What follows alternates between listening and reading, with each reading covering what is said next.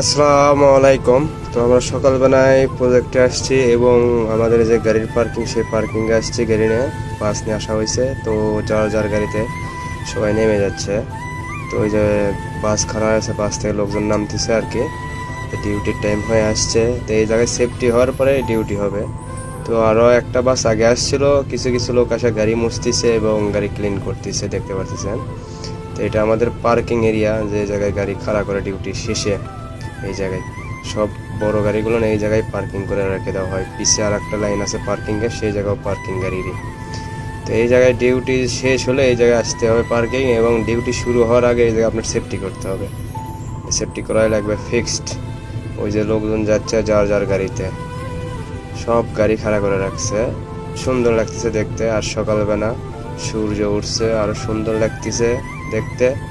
তো লোক এক এক করে আসতেছে আর কি।